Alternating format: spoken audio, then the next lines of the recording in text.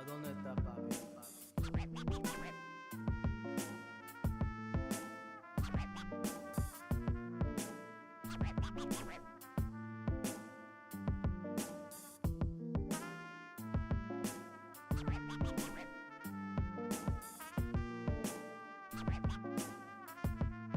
¿A dónde está papi?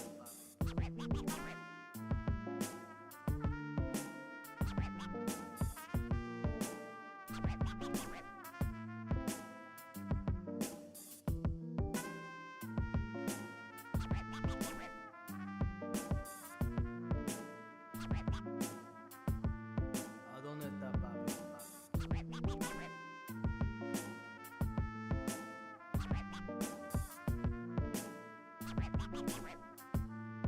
¿A dónde está papi?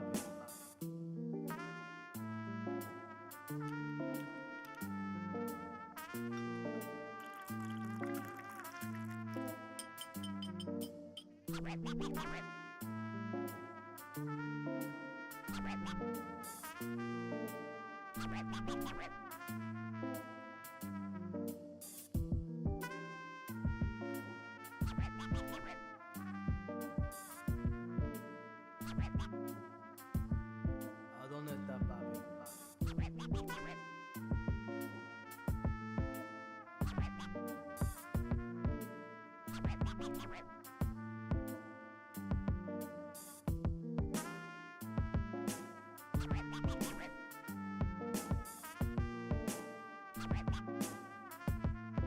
¿A dónde está papi?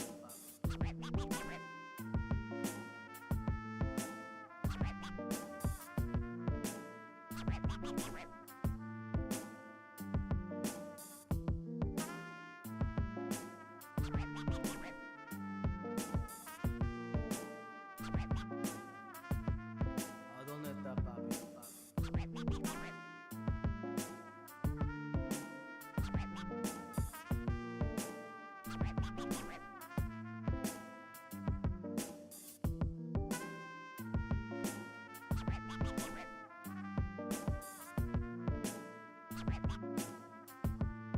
¿A dónde está papi?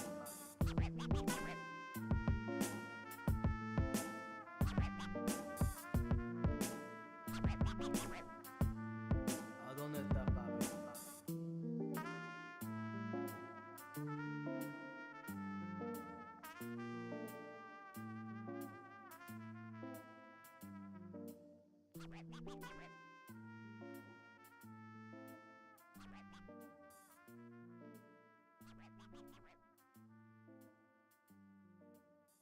¿A dónde está papi?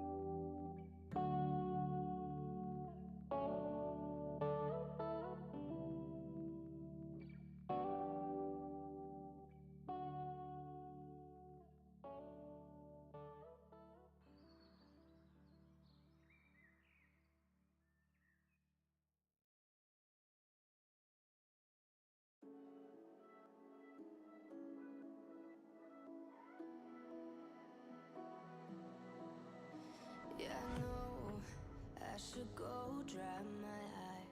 You're right, I'm too emotional sometimes. Don't laugh, you know I can't keep it cool. No, not like you do. Lost inside our conversations wherever I go. Yeah, I guess we all got our own ways to go. Yeah, and it's like nothing has changed. I tell you all about my days, even when there's nothing to say. I talk to you. Welcome to the Thursday stream. I hope everyone's having an awesome Thursday. Welcome, everybody. Yellow King, Sharpie Diesel, how's it going, everybody? Sorry about that. Took me a moment. But we got here. Whew. Sorry, folks. I'm pretty tired. Sorry about that. Folks, there's a few things to talk about, and we'll try to get through as much as we can. Michael Hassler, how's it going? Yeah, subscribe to the YouTubes. Wonder why my,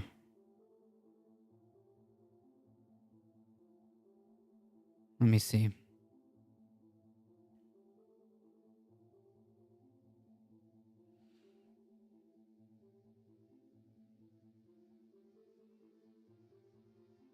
There we go. MAGA mugshot for sure. Oh, are we getting the mugshot today? I believe we might actually see, we might actually get the mugshot today. As it is reported, supposedly, Donald Trump is going to surrender at 7:30 today. 7:30 Eastern today. So maybe by tomorrow, we'll have a MAGA mugshot, a Trump mugshot. I'm gonna put that as part of my setup. Oh, 7:30 now. Yesterday they were saying 6. Yeah, supposedly. This is what I saw from Trump himself. So I don't know. You know, he posted it about 2 hours ago. Talking about the Tucker Carlson interview, 231 million views and still counting. The biggest video on social media ever. More than double the Super Bowl. But please excuse me. I have to start getting ready to head down to Atlanta, Georgia, where murder and other violent crimes have reached levels never seen before. To get arrested by a radical low-life district attorney, Fannie Willis, for a perfect phone call and having the audacity to challenge a rigged and stolen election. The evidence is irrefutable. Arrest time 7:30 p.m. Hey, Bon, how's it going? Trump would wait until 2030 for consequences. I did nothing wrong, and they indicted me.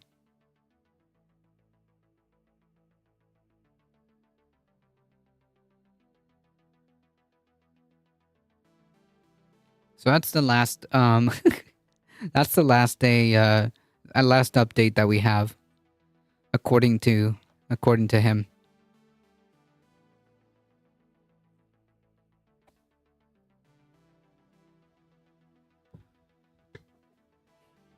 So unfortunately, we might not get to see the mugshot, but we might not get to see the mugshot today. But we'll see. We'll definitely put it. We'll definitely put it as part of some. We'll make it a part of the stream background or something. I'll think about it. Let me just get some water.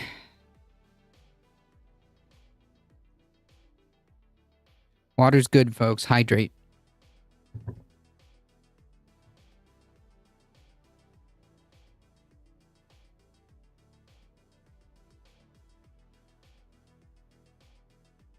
All right. I believe we have some clips to go through with the Republican debate. Honestly, like it's exactly like I didn't watch the debate. I didn't watch the complete debate, but it's exactly as like you would imagine it to have gone. It's literally exactly that. I think like um the only surprising part about the debate was that Fox, like I'm gonna eat my hat today. Yesterday we were literally talking about how we were talking about the Mike, Figueroa video, and the climate change question should always come up in every debate or whatever, every public event. They should always ask about climate change.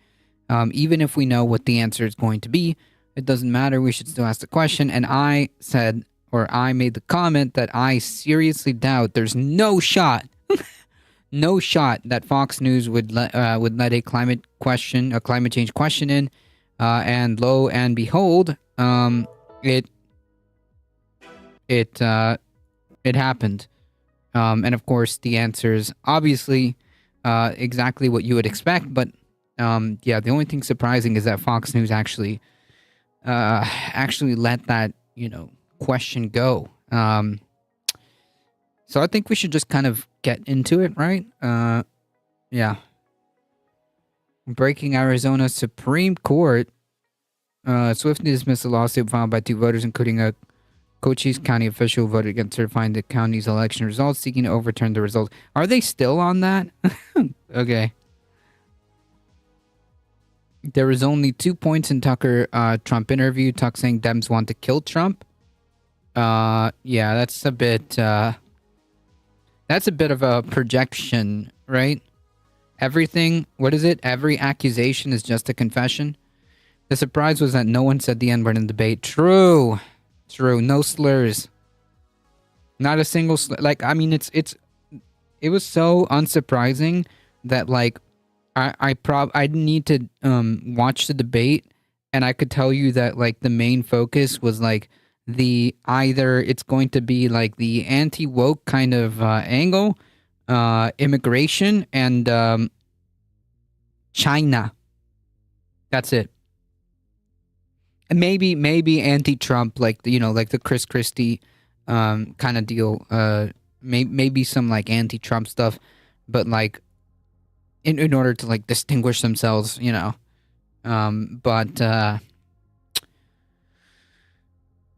yeah, I could tell you without watching the debate. I bet I bet money that it was about immigration, China, and anti-woke.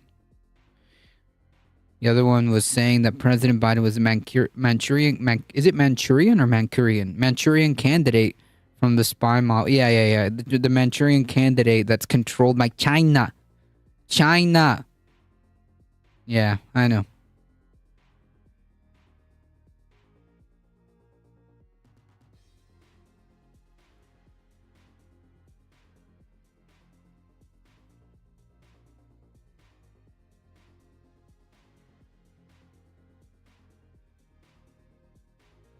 All right, folks, let's get some clips started.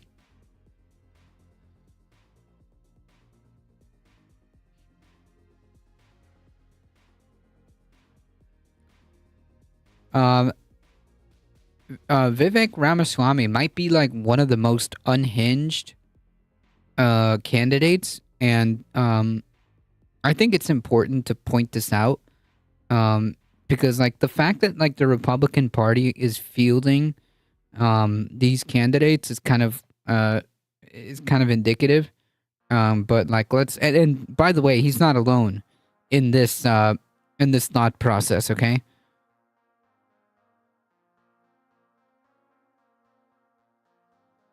Slim Sweaty. Okay. So that's the orange spray tan man who believes he deserves a movement. Well, he has a movement. Undeniably. He has a movement. It's just dangerous. That's it.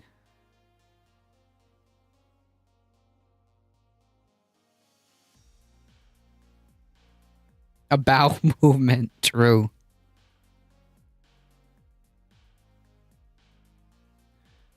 The movement in his pants doesn't count. Oh, man.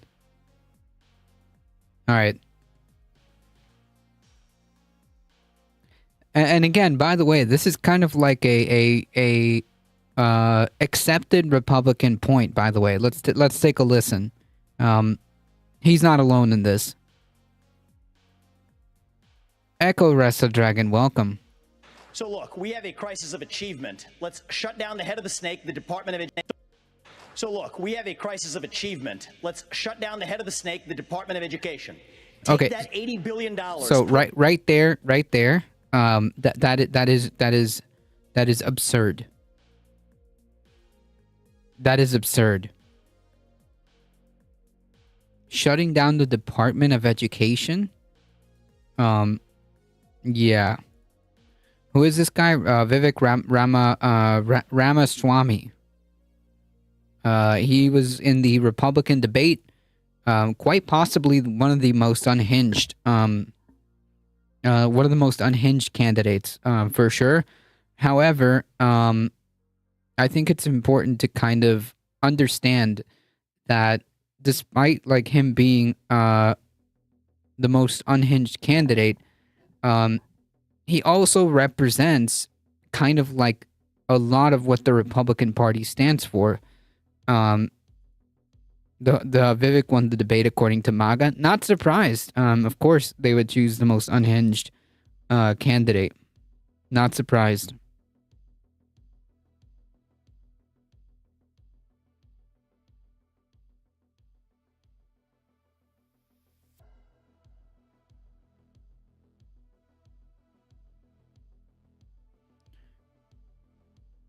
Cosmic Segan, how's it going? So you're in the MAGA playground tonight, just a little bit.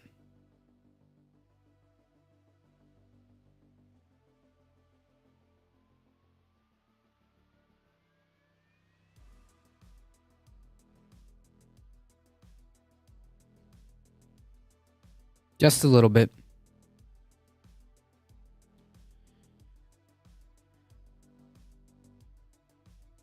So right off the bat, like this is absurd. This is absurd. To even suggest that just to take away the Department of Education is absurd. Put it in the hands of parents across this country. This is the civil rights issue of our time. Allow any parent to choose where they send their kids to school. End the teachers' unions at the local level to allow public schools to compete. To compete? What are you talking about? Public schools by what are you talking about? Like, if you eliminate teachers' unions, how would that? What do you want about? How are public schools competing? They shouldn't be competing. They should be all raised to a standard, right? The whole point of public education is that it's standardized. And how exactly would that work? Exactly. Are you just going to give direct money to people? That's weird. Are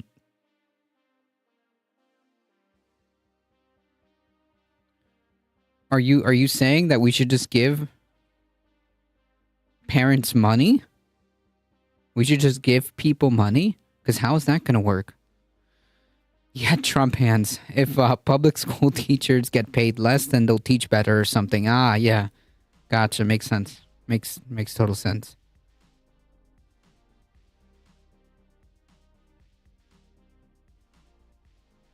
I mean, like, make no mistake, like, basically what the end goal of his, like, idea would be is is that all of education would be privatized.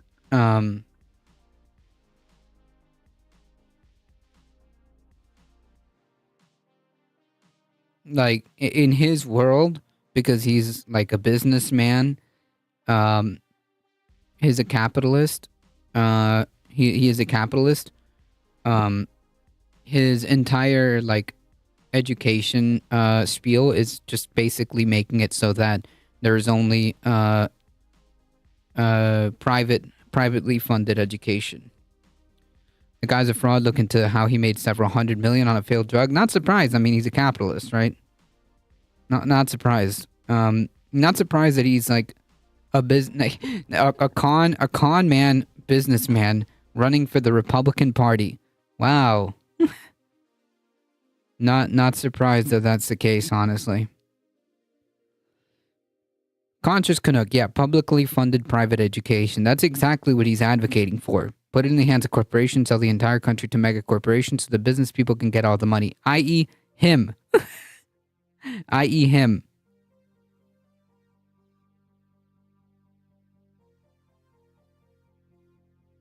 And then revive our national identity where every high school...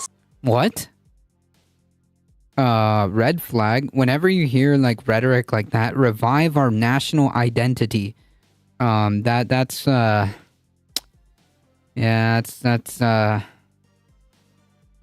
radiating fascist particles. That's radiating fascism right there.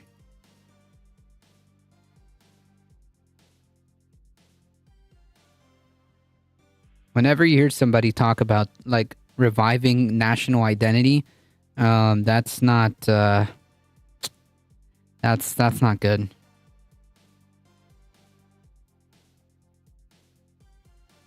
Seniors should have to pass the same civics test that frankly every immigrant, including my mother, had to pass in order to become a citizen of this country.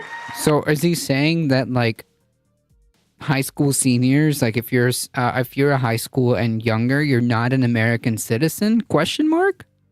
You're not an American citizen until you pass that test, even though you were born here?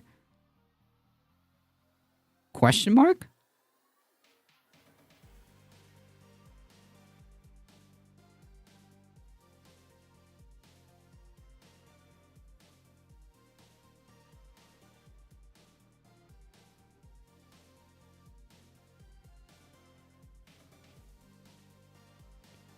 It should be taken in high school, in my opinion, like I had to in 9th grade, but citizens shouldn't depend on it.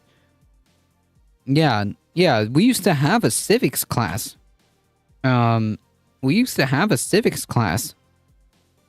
it disappeared.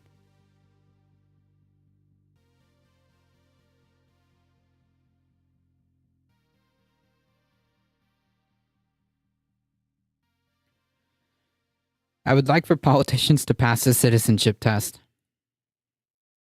And the fact of the matter is, look, there's a part of education policy that also rests with the family. I didn't grow up in money, but you know the word privilege gets used a lot? Well, you know what? I did have the ultimate privilege of 2 parents in the house with a focus on educational achievement. And I want every kid to enjoy that. So part of the problem is we also have a federal government that pays single women more not to have a man in the house than to have a man. Jesus Christ.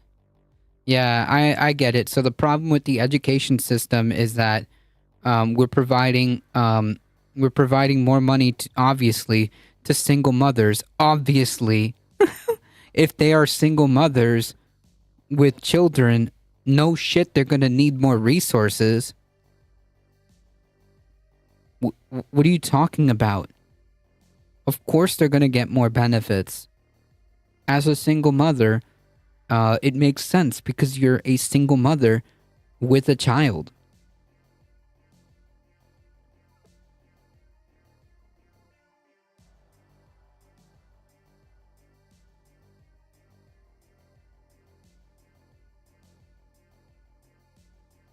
In the house, contributing to an epidemic of fatherlessness. And I think that goes hand in glove. Yeah, I mean, this is like approaching like... This is approaching like 1350 dog whistles real fast.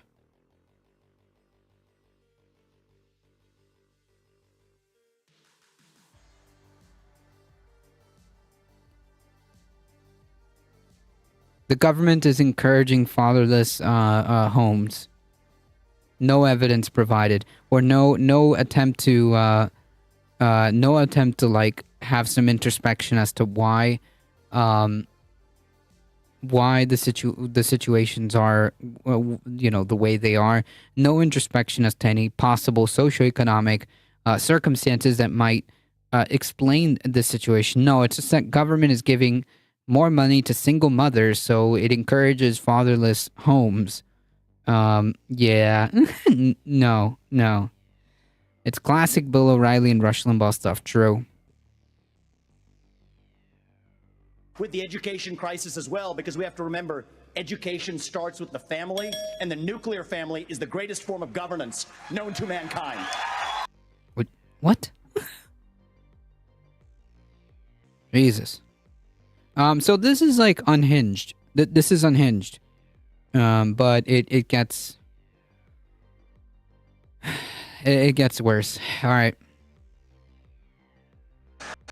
Let us be honest as Republicans. I'm the only person on the stage who isn't bought and paid for, so I can say this.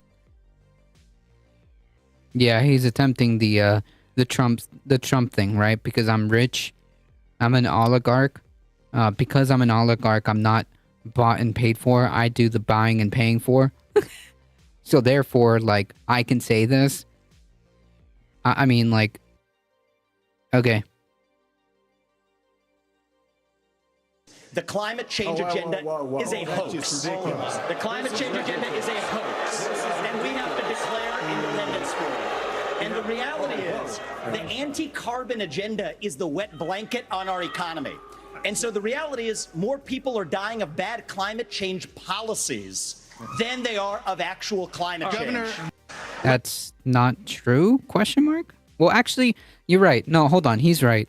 More people are dying because of a bad climate change policy, i.e. there is none. There is none. This guy graduated some cum from the University of American Enterprise Institute with an associate degree from the Heritage Foundation. True. He needs a certificate like me. Honest as Republicans. Yeah, I mean, like, this is like... This is the answer, right? This is the answer to literally, like, one of the biggest, if not the biggest, existential problems that we face as humanity. And his response is like, as Republicans, we should just be like, nah, dude, climate change is a hoax. Which, by the way, is the exact same words that Trump did. Trump said, he said, it's a hoax. It's a Chinese hoax. Trump smashed it on yesterday's debate. You mean the one that he didn't go to? Question mark? Anyways, this is actually delusional. Like, the Republican Party is literally delusional. They're not living in a plane of reality. If this is like the main, response to a very obvious crisis that's happening here and now, this is not living in reality. But I think the whole point is to kind of go back to the conversation yesterday. I was wrong. I was wrong. Fox News actually let that question in, and well, the response, of course, is exactly what we'd expect. Is Trump going to say he's open-minded by choosing Vivek? No, I don't know. I don't know who's he's going to choose as vice president. I mean, doesn't matter, to be honest.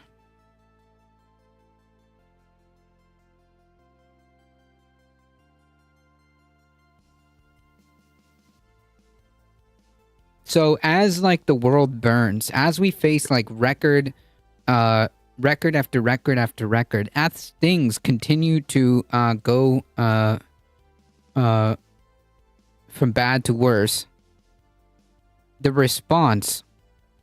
This is the response from the. This is the response from the Republican Party. I think the smart money is on Kristi Noem as vice president.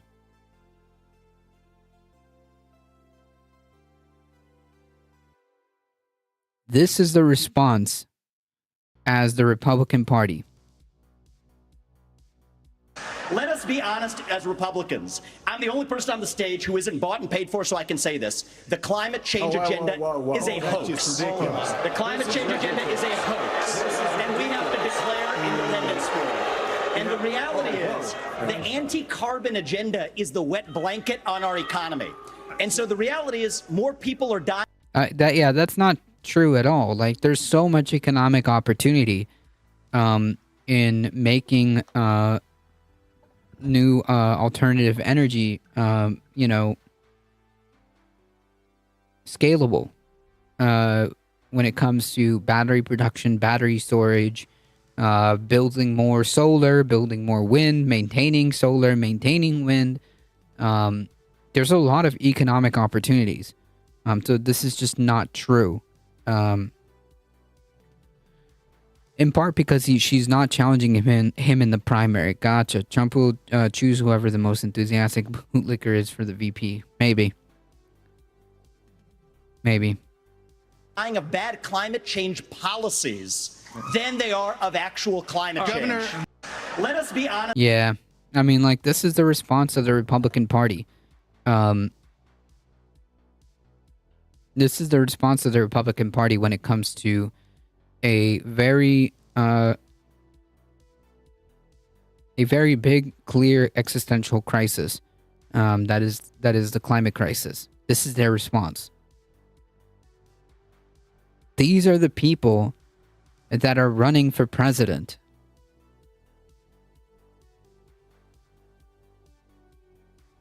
These are the people that are running for president. And what's like astonishing and kind of mind-blowing is that the crowd was booing, and yet these people will still vote for the inevitable nominee. These Republicans will still vote for the nominee, which is going to be Donald Trump, which his response to the climate crisis is the same. He said it was a hoax from China.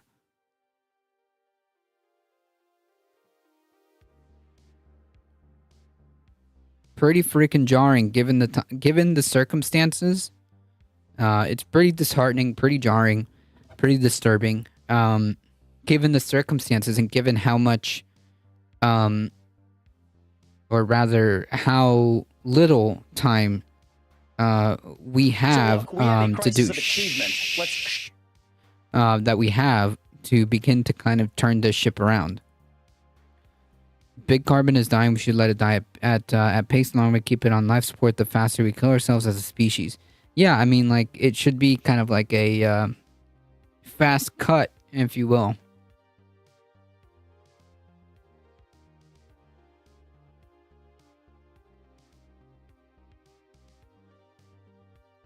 But despite that, if that may be the case, the Republican Party is still.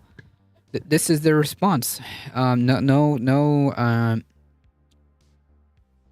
attempt to be innovative in any way, shape, or form. No attempt to be like, yeah, you know what, we'll be the ones to lay down the groundwork for the future of energy or whatever. Nothing. Just it's a hoax. It's a hoax. It's not true. Don't believe your eyes. Never mind what's going on around you. That's not happening. Like, do these people not feel gaslit? I mean, like, how do you say to the people in the West Coast that it's a hoax what they're experiencing? How do you tell the people that are under a unprecedented heat dome that this is a hoax? It's not happening. How do you tell the people in Texas that what they went through is a hoax? It's just not happening.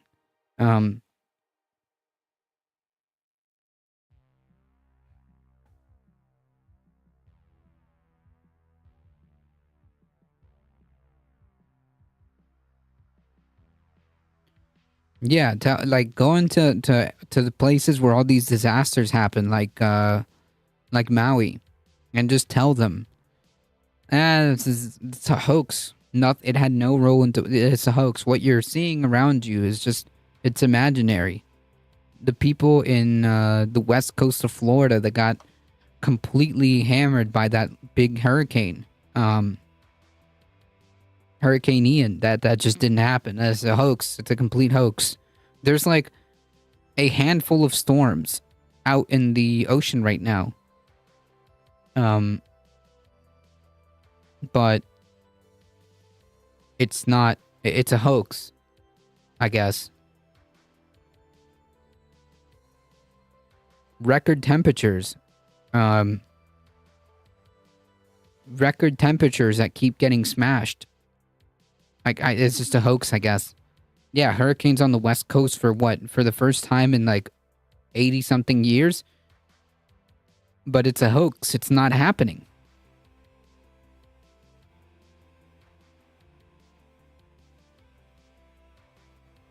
Black Voices for Trump leader Harrison Floyd has been booked into Fulton County Jail. Yeah, he's part of the 19 co-defendants, right? Like, do these people not feel gaslit? Do these people not feel gaslit when they hear politicians talk like this? When they hear Republicans talk like this? Like, I'm genuinely curious.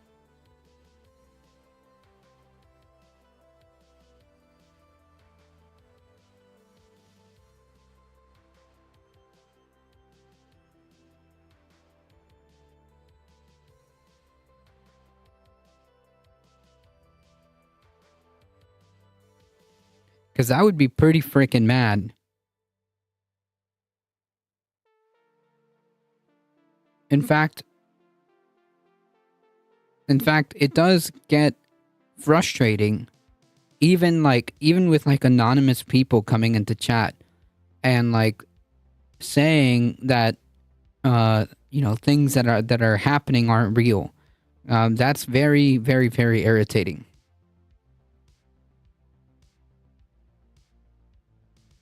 I saw an interview with Maui, the farmer, who basically said the fire was caused by colonizers years ago, rerouting all the fresh water for their purposes, and he had the receipts to back it up. Yeah, I think we played a clip about that yesterday or the day before. They were talking about the way they had this, the way they had the water set up was for a specific reason. The indigenous people there.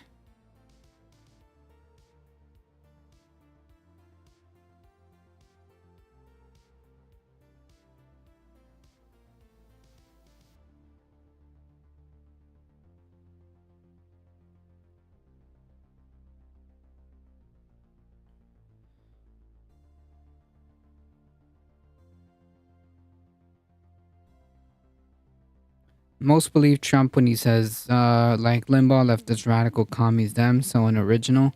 Yeah, I mean, that's the usual classics. It popped up on my YouTube independently, but glad you saw it. Yeah. I think, I'm pretty sure we saw like a clip of that. I don't know if it was the whole story, but definitely somebody used parts of it. I think, I want to say the Humanist Report had clips of that where this dude was talking about the farming practices of how the indigenous people had it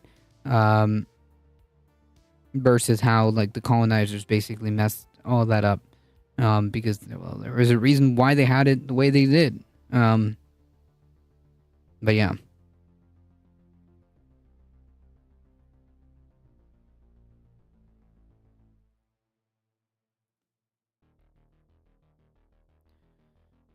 And again, to be told that what you're going through is not happening, or what you're going through is like a hoax or something. I mean, like, that must be infuriating, right? Imagine being told by your politicians that like what you're experiencing is just a hoax. It's not real. I don't know. That would be enough for me. That would be enough for me.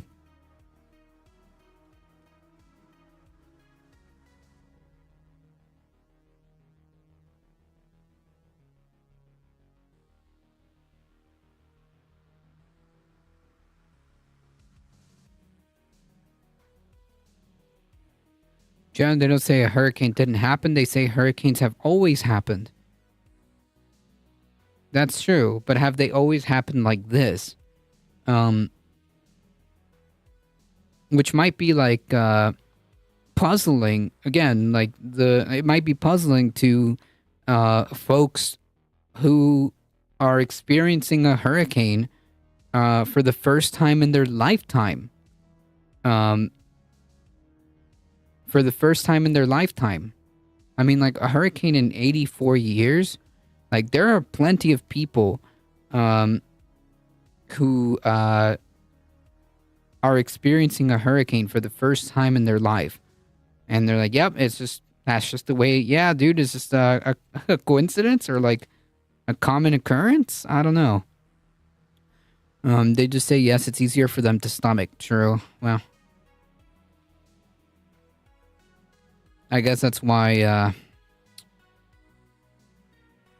the word delusional comes into play, right? Because it's just living in a alternate reality, for exactly that reason, right? Yeah, well, the climate is always changing. It's so frustrating.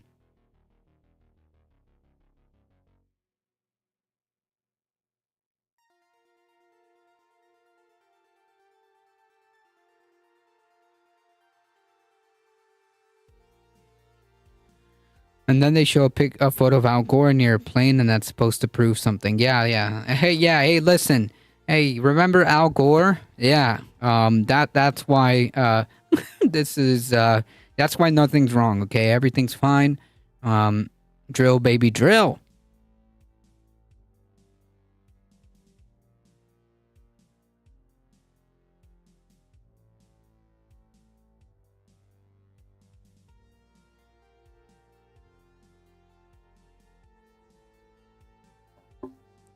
Yeah, but Trump has a plane. But Trump doesn't really believe in climate change. Or he says it's a hoax. That's the difference. They're always saying George Soros, something, realizing they're not being manipulated by Rupert Murdoch.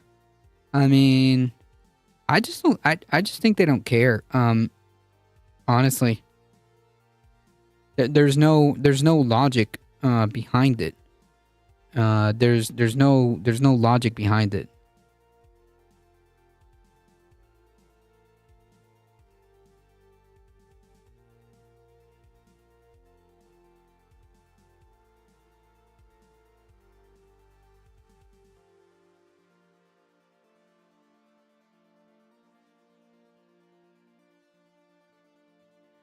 It just makes their fifis feel some type of way, and that's it. Howdy, how's it going, Heat? They would rather be dead than woke. Well, they don't accept the reality that's happening. They've substituted reality with alternative facts. They don't think that this is happening to the degree that it is. They feel that, well, they're being told that this is just some, that the climate crisis is some leftist, radical, socialist, liberal plot to introduce the Green New Deal socialist policy, I guess. Whatever. It doesn't make sense, okay? You can't really explain something that wasn't really you can't logic something.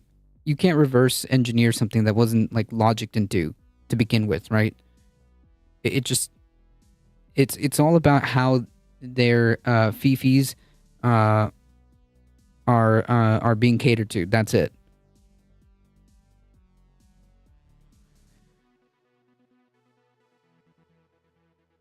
So long as conservatives can be bigoted and hate the same people, then they don't really care. That's it. Like, it's the outrage machine. It's the outrage machine. Hey, someone stole my username. How's it going? Welcome.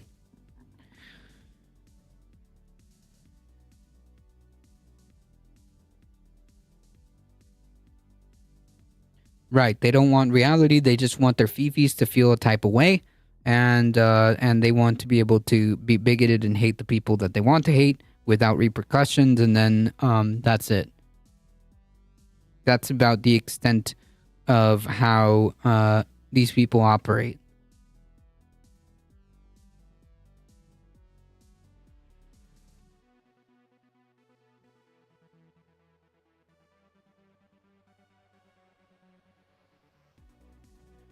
All right, folks, let's switch gears a little bit.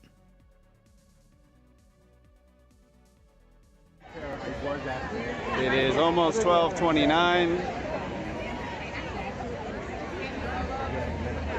Any minute now. The big reveal. The crowd is big. Ready to go.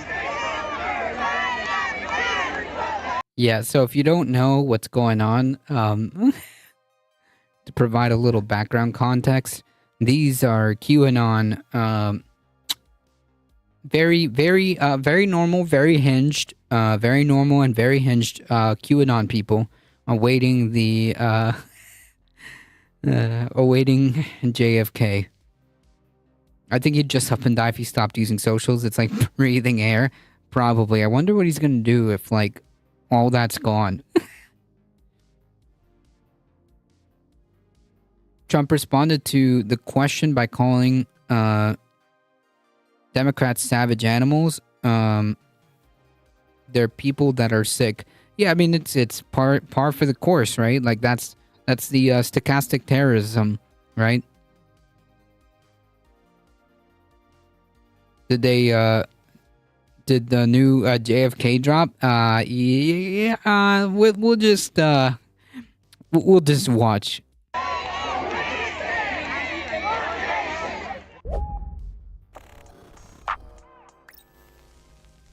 You just watched footage captured by journalist Steve Monticelli in November of 2021, and that large crowd that you saw was comprised of QAnon cult Yeah, it was from November. followers who gathered in Dallas, Texas to witness the return of JFK Jr., who would then announce a joint 2024 presidential run with Donald Trump and reveal that he's been alive this whole time. However, he never showed up because, to the chagrin of these idiots, he actually did die all the way back in 1999. But the individual responsible for that particular lie is QAnon leader Michael Protzman, and as Vice News reports, when his prophecy didn't happen, Protzman's conspiracy simply changed, and over the next 18 months, he would alter and change his predictions to suit his needs and keep his followers on board. Ultimately, he That's a cult, okay? that's a cult. Remember when Gold? Yeah, the PP tapes. We never got the PP tapes, by the way. Yeah, it's the same as an end times cult, exactly. The JFK Jr. is the second coming. Trump wouldn't let it go, so there's more times that Biden wouldn't be the nominee. So much that Tucker asked who he would like to run against. Trump said it wouldn't be Kamala, claiming her moments are almost as bad as his, and then made a weird racist comment that Kamala speaks in rhymes. The hell? Kamala does not speak in rhymes. What? Has he like never actually heard her speak? Anyways, I mean, like, I don't know. It's mindless dribble because, like, it's all but almost certain that Biden is going to be the nominee. Like, again, the dude's not living in reality. He thinks that Biden isn't going to be the nominee. I don't understand. Maddie the Crow, welcome. claimed that he was in direct contact with former President Donald Trump, and that Trump was in fact JFK Jr. in disguise. Sounds legit. Now, that individual, Michael Protzman, who spread that lie and continued to lie, died. Vaccine? No, but seriously, he... Wait. Hold on. Wait.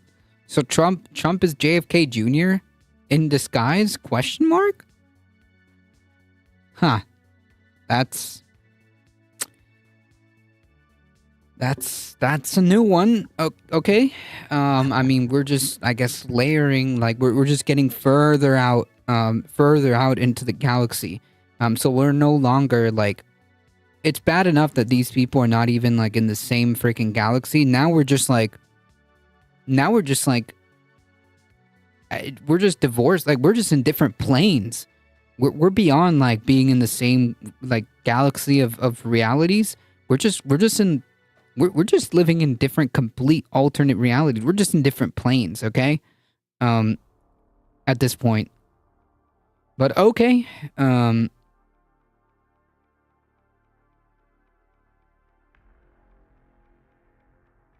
Yeah, Democrat-run cities, true.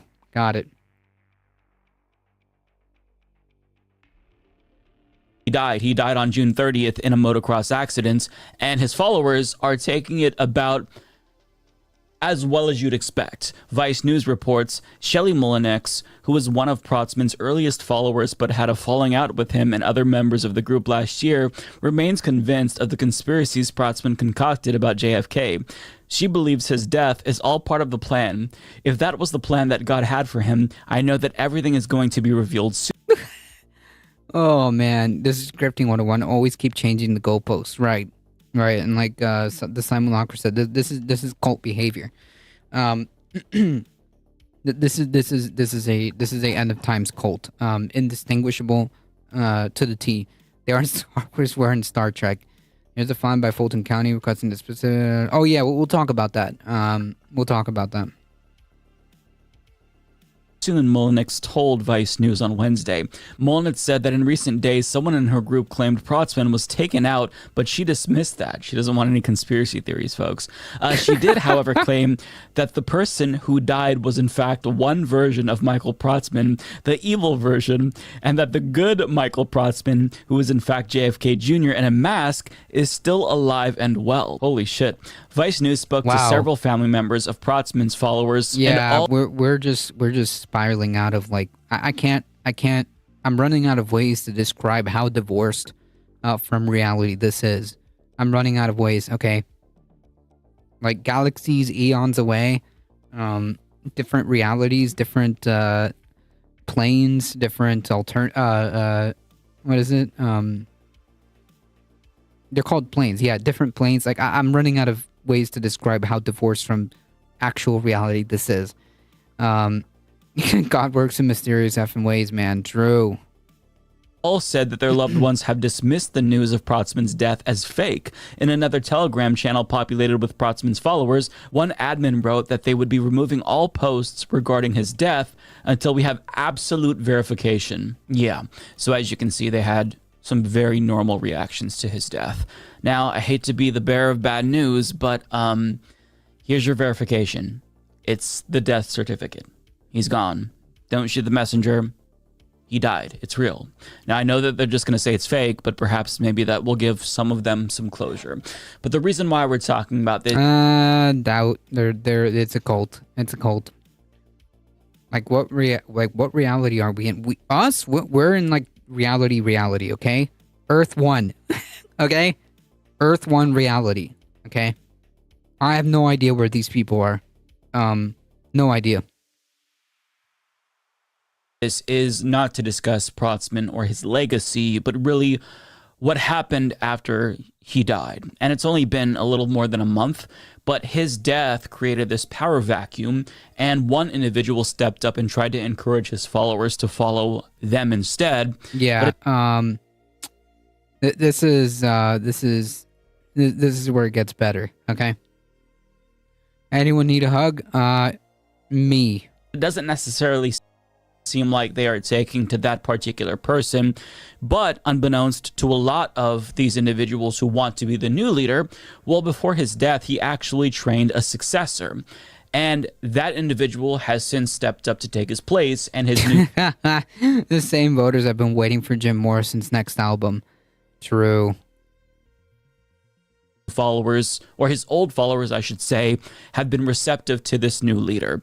And that's troubling because this new leader is literally a 13-year-old girl named Tiny Teflon. And as Vice News reports, according to multiple live chats on Telegram reviewed by Vice News, Protzman appears to have groomed the girl as his protege, hosting her on his live chats on Telegram, where he had tens of thousands of followers. As a sign of her growing position within the group, Thanks, Avon. Tiny Teflon was made an administrator of Protzman's main Telegram channel, though she posted very little over the last 6 months. However, since his death, the teenager has reemerged as a leading voice in the group. In late July, she showed up at a Trump rally in Erie, Pennsylvania, Oh, where she was boy. photographed with multiple members of the JFK group. Yeah.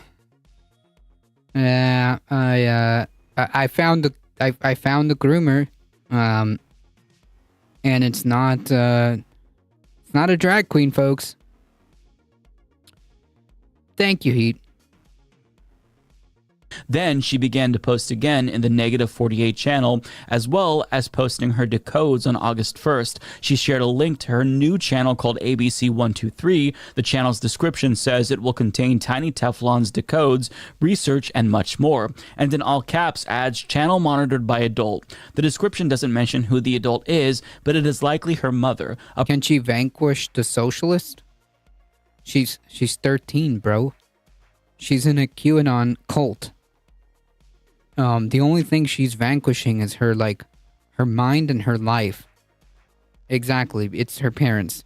The only thing she's vanquishing is her mind and her life because of her parents and a cult, which is destructive.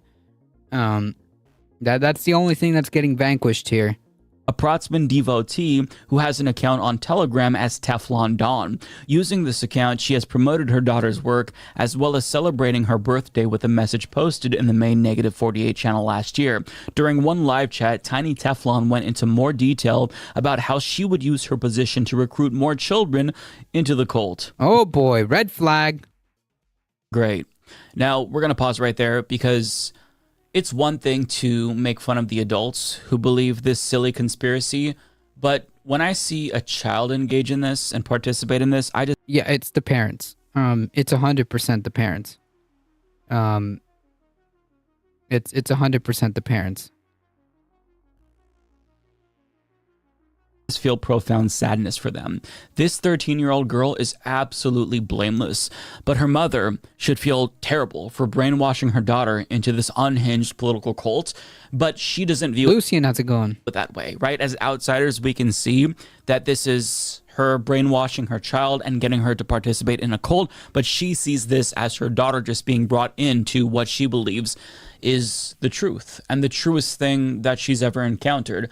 And what makes matters even worse is that the adults who followed Protzman, as I referenced earlier, well, they're now following this child and they're encouraging her to be the new QAnon leader. I mean, like, it's so easy. Like, basically, they could even twist this into saying that, like, the spirit, okay? The spirit of JFK Jr. is being manifested, okay? And the spirit of JFK Jr. has shown, has revealed themselves through this child. So we now all need to follow. Like, it's so bad. This is a fucking cult. Also, can we get like a red flag for all the like adults who are following this child? That's a red flag to me. That's a massive red flag. Oh, sorry, Lucian, you just came here. So let's see how I can do this as fast as possible. QAnon cult. There was a QAnon cult that thought that JFK was going to come back and become like Donald Trump's like VP or something like that. And now that person died. So a 13-year-old is trying to take their place. And all these adults are following this 13-year-old. QAnon is a child leader now? Well, they're trying to. Well, this 13-year-old was groomed by the former leader, and obviously by the parents, into this cult. Place of Protzman. Vice continues, at the end of the chat, one of the listeners effusively praised Tiny Teflon. Quote, I think you inspire many, many adults and children, so thank you very much. We appreciate you, love you so much, said one. Another added, it was a pleasure listening to you, and I hope my little girl can start listening to you and go from there. One listener responded to Tiny's plan about including more children, saying, I think that's awesome because my daughter will be watching you, so I'm sure we'll be following you. Seconds later, her daughter also spoke on the live chat. Thank you. You did so good stuff. And I definitely can't wait to hear more of you, the girl said. Yeah, so this is fucked up on so many levels. I mean, these kids are going to deal with lifelong trauma when they inevitably escape this cult. And I feel really bad for them. And I also feel bad for the family members of these cult members because this cult has ruined lives. Like, as much as we make fun of the QAnon adherents and talk about how silly the things that they believe are, the sad part is that the people around them, I mean, they've been abandoned, right? These people abandoned their families. They've emptied out their bank accounts, all in pursuit of this cult. And now... Yeah. I mean, like, I personally don't... Rebel Phoenix, how's it going? I personally don't feel bad for the adults. I don't, but, like, Mike Figueroa is right. The kids that are being groomed into this cult...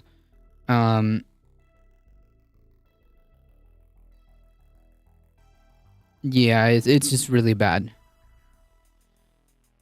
Yeah, or the parents are leading through her. That's, I mean, she's 13, right? I just got into it with what I thought was a Russian who's calling me a liar and Ukrainian coper. Turns out he's just a Russian fanboy. 30 minutes of my life I'll never get back. Sorry for, I mean, here's the thing. When you're arguing online in the internet, 99% of times, it is, it's time you'll never get back. I'll be honest. Arguing on the internet will 100% always result in this, okay? Reminds me of the gunslinging gal who is around the same age, so cringe using young girls to attract viewers. Yeah, I mean... Conservatives. What? I mean, conservatives. There's the same people who are propagating this, like, groomer panic while grooming children into fucking cults and whatnot. And using them. So, yeah. Creepy stuff. Creepy stuff. Now they are following a literal child in pursuit of what they believe to be the truth, where they look at movies and pop culture and they try to decode it to get messages and create these prophecies. It's bizarre, but it's not a new phenomenon, and QAnon has been around since 2017. But Vice researcher David Gilbert explains how their popularity exploded, and spoiler alert, the pandemic had a lot to do with it. Everyone gets to be the hero. All this, like, nonsense. That's why, like, arguing with these people, it's the same thing. Like, when you argue against, like, an anti-vaxxer, when you argue against, like, a climate change denier, it's the same. It's arguing. The best analogy that I've been able to come up with is, like, you're arguing against a flat earther, okay? That's it. When you come up against these people, these QAnoners, these oftentimes they intersect. These QAnoners, these climate change denialists, these anti-vax people, all of them, it's the same thing. It's like arguing against, a flat earther.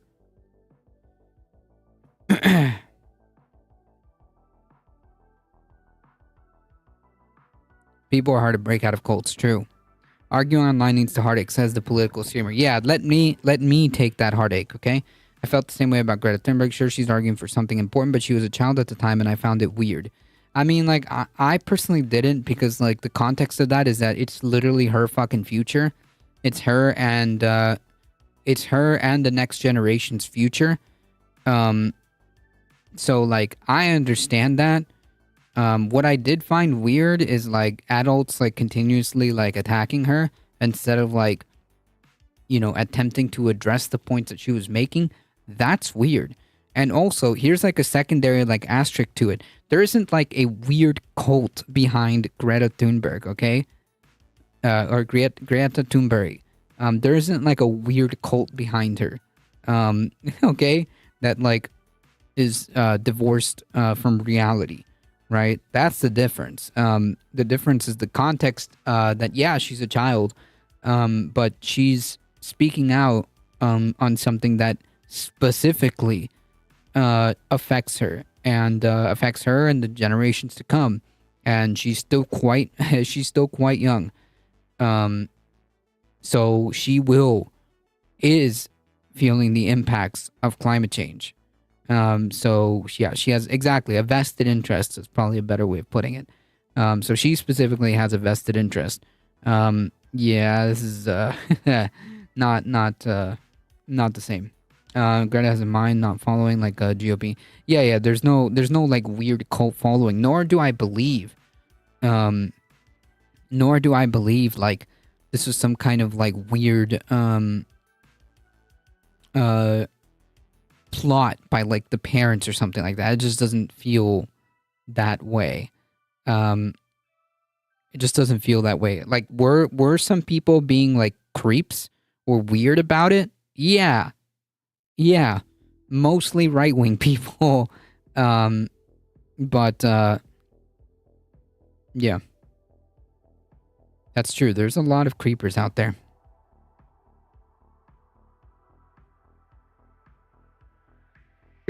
Decoding all the new Q drops and comparing notes with their new Q friends. It kind of creates this community effect among believers. And that's why the pandemic was so key, is because people were stuck at home. They couldn't meet people. So they were on Facebook meeting. Yeah, the social media aspect of this, like, turbocharged this cult. No doubt about it. Social media absolutely turbocharged this cult. And kind of made it possible for all these, like, conspiracy theories and groups to kind of meld and mesh together. That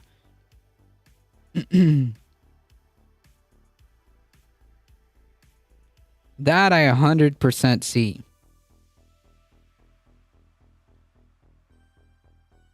In all these groups of like-minded people, and they felt, oh, QAnon is this community, and they all solved the clues together, and, you know, they're in on a secret that no one else knows about. Sort of reminds me of like the Da Vinci Code or National Treasure, or these adventure movies where protagonists are able to see beyond, I guess, the like veil of reality to see clues and piece together something that everyone else wants to suppress.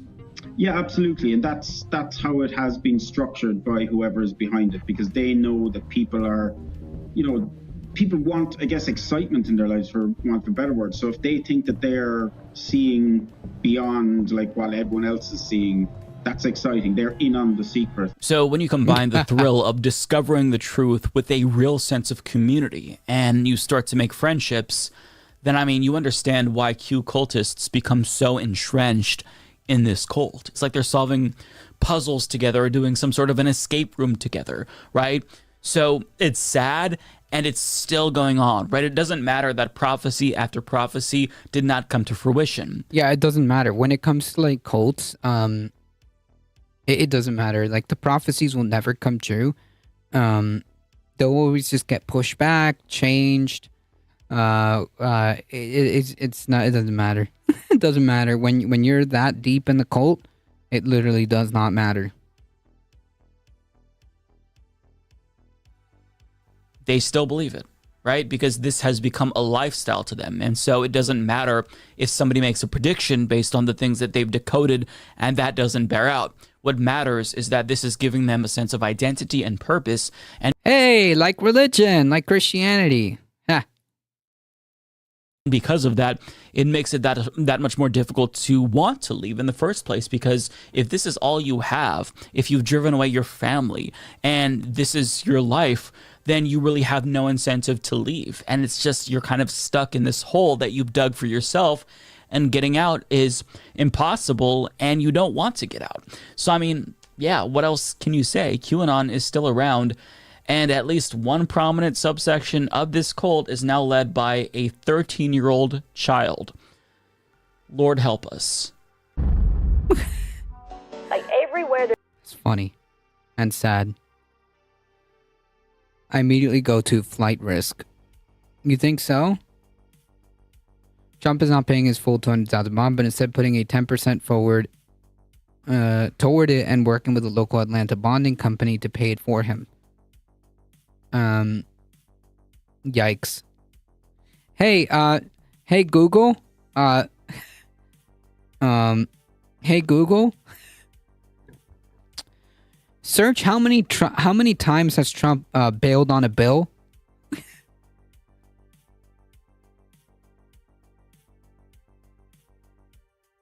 Search how many times Trump has bailed on a bill. Oh boy. I guess this seems to be what happens when people don't use critical thinking.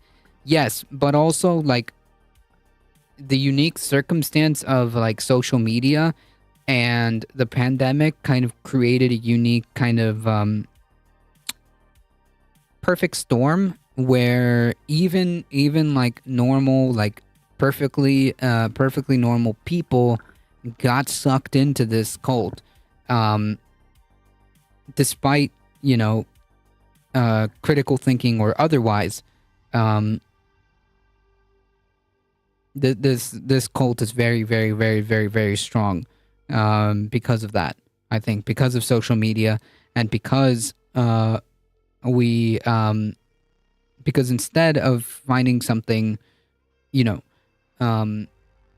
instead of finding a way to channel their energy into doing something useful, instead they try to think that they're on like the Da Vinci Code or something, like Mike Figueroa was saying, trying to solve puzzles that don't exist, making, connecting dots where there are none, and then completely jumping off the plane of reality. It is what it is. Unfortunately, the sad and tragic part is that it is taking surrounding family members that obviously are not in this cult, and it's hurting them, it's hurting children, and now we have a child trying to recruit more children. I mean, it's not great. It's not good. Not good.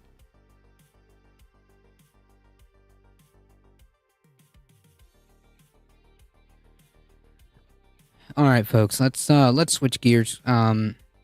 We have one more like meme video, but I think I'm gonna postpone that. Go through some of these headlines, and then kind of use that funny video afterwards. Comic relief, I guess. Proud Boy on house arrest on January 6th case disappears ahead of sentencing. Authorities are searching for a domestic terrorist who disappeared before his sentencing in the U.S. Capitol insurrection case where prosecutors are seeking more than a decade in prison. This insurrectionist was supposed to be sentenced on Friday after being found guilty of pepper spraying police officers as part of a mob that was storming the Capitol in the insurrection. As Congress was as mob storming the Capitol during the insurrection, as Congress was certifying Joe Biden's victory on January 6th, prosecutors had asked for the judge to sentence him to 14 years. The sentencing was canceled and a bench warrant for his arrest was issued under seal on Tuesday, according to the records. This was a little while ago. Last week, I want to say, yeah, the 18th was almost a week ago. The U.S. Attorney Office for Washington, D.C. encouraged the public to share any information about his whereabouts. Pepper spray is a weapon? It is.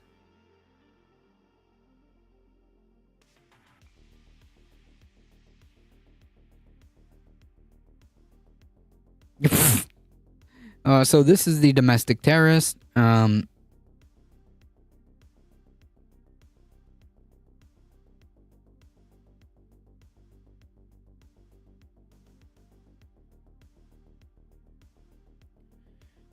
This domestic terrorist has been on house arrest since his release from jail in November of 2021, less than a month after a judge substantiated his civil rights complaint about his treatment in the jail.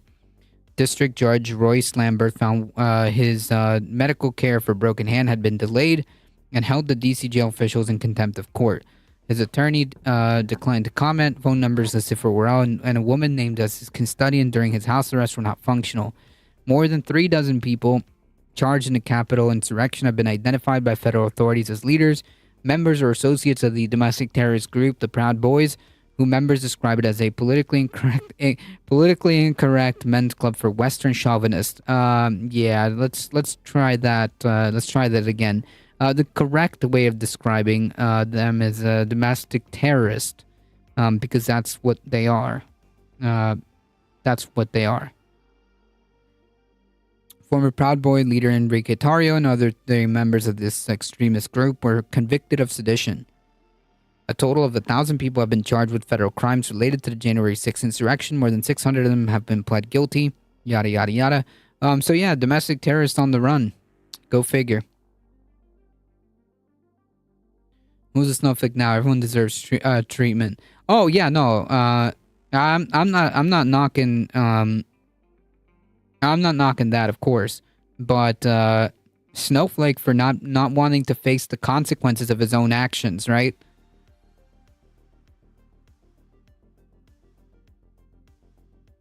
Dude's literally on the run because he's on the cusp of facing real consequences. He's on the cusp of facing real consequences for his actions. And now, when they catch him, because they will, he's going to face even more time. Oh well.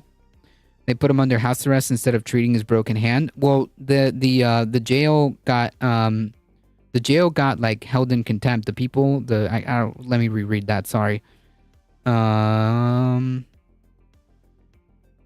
He found the judge held the jail's officials in contempt of court and then ordered, granted his request, to make sure that he got his house arrest so that he could take care of his hand or whatever. That's not the issue, to be quite frank. That's not the issue. If you needed to get medical care, so it is what it is. The point, I guess, of bringing this out is to show, like, these people are freaking cowards. Cowards. When push comes to shove, if they really believed in what they were doing, then why not face the consequences, right? Why not step up and face the consequences?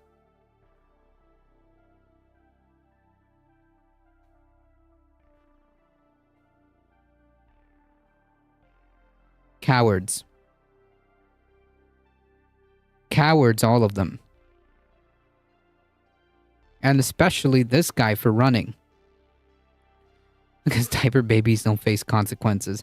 Yeah, specifically this guy for running. What's the matter, man? Is it getting a little too real for you? What's that mean? Well, if it isn't the consequences of my actions. Well, I thought you believed in your actions. I guess not.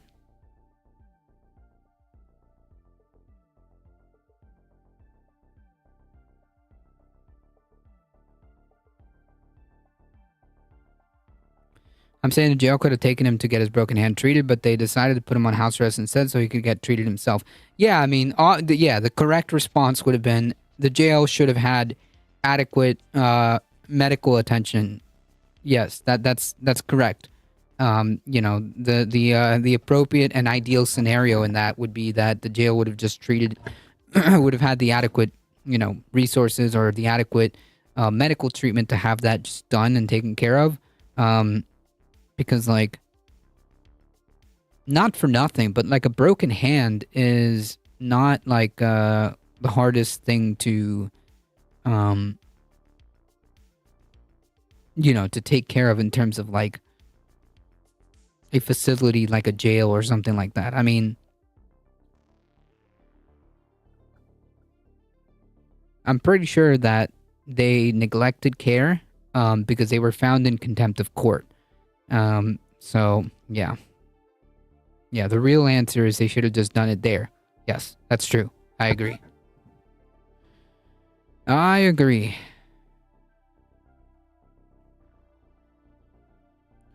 Trump diapers don't face consequences. Maybe. Or maybe this time the Trump diaper will, okay? Maybe this time, maybe this is the one time where consequences are actually going to happen. Who knows?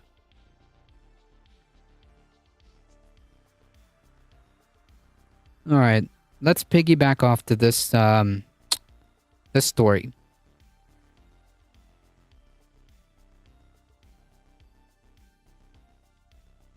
The Secret Service comes under scrutiny after purported correspondence between agents showing evidence of communications with right-wing activists who played a central role in the January 6th insurrection. It wasn't an uprising. It's an insurrection, okay? Like, I don't understand. An uprising, I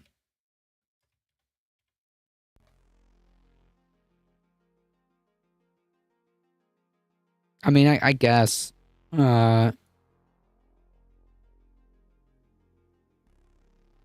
I guess it fits. It kind of fits. But it doesn't really, like, encompass the same definition as insurrection. Because an insurrection is specifically an uprising against the government, right? Versus, like, an uprising could be, well...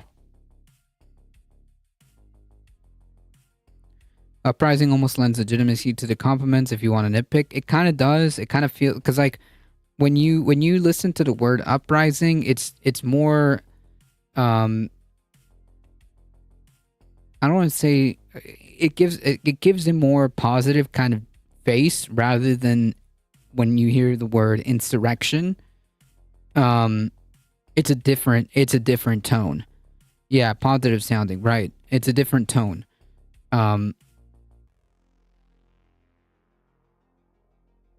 Anyways. Insurrection is violent and uprising doesn't have to be violent.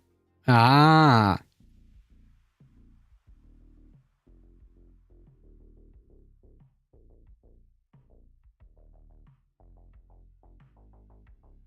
That's right.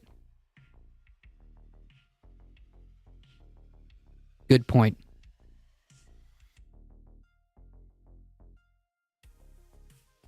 Insurrection is violent, but yeah, no, that's 100% correct. She got it. Lucien caught it. Here, I'll show you.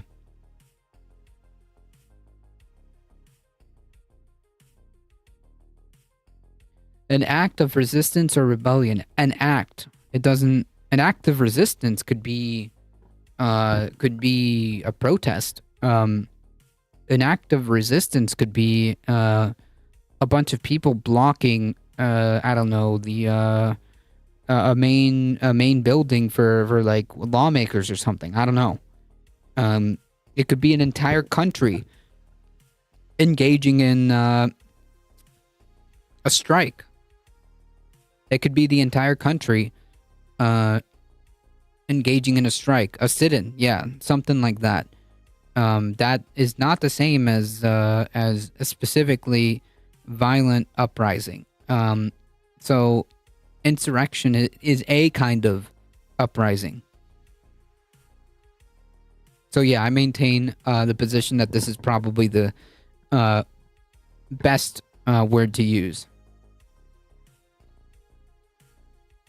Emails published by Citizens for Responsibility and Ethics in Washington, CREW, an anti-corruption nonprofit, appeared to show a cordial relationship between outreach officers and Stuart Rhodes, the leader of the domestic terrorist group, the Oath Keepers, who in May was imprisoned 18 years on charges including sedition over his role in organizing the insurrection of the Capitol. In one email, the agent appears to claim that Rhodes has denounced white nationalist ideals based on open source research and described conversations with him regarding an rally of then-President Trump in North Carolina. Newsweek could not immediately verify the authenticity of the emails. The Secret Service was approached via email for comment on Thursday. Okay, you don't care about the domestic terrorist group. The group has been described as extremist by anti-hate organizations and appear coordinated to activities with known white supremacist groups. Not surprised.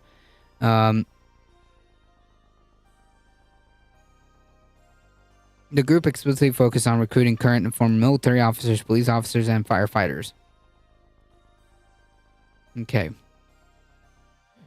Rhodes, a former attorney and army paratrooper, described in 2020 the 2020 presidential election a communist deep state coup, having previously prophesied that there would be civil war if Biden won.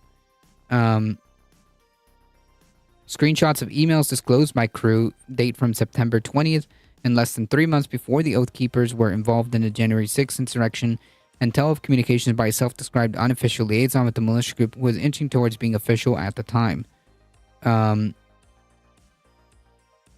So Newsweek is reporting on something they don't know it's real yet. They're going based off undercover reporting from another organization based on screenshots. That's based on screenshots of emails between these people. On September of 2020, the officer whose name has been redacted said they received a call from Rhodes who said that day, who said the group had a plan to have a security detail in Fayetteville for POTUS supporters. Another undated email said that the agent had contacted Rhodes the following day with a conference and some Oath Keeper members in North Carolina. It recounted they wanted to ensure they were not impeding our operational posture during that Trump rally. The officer said they told the Oath Keeper members that the Secret Service could not divulge operational information. They are not there to demonstrate or push a political agenda. On September 16th that year, another email detailing open source research into the Oath Keeper suggests that the group is also planning a security mobilization for a trip by Trump to Berkeley, California.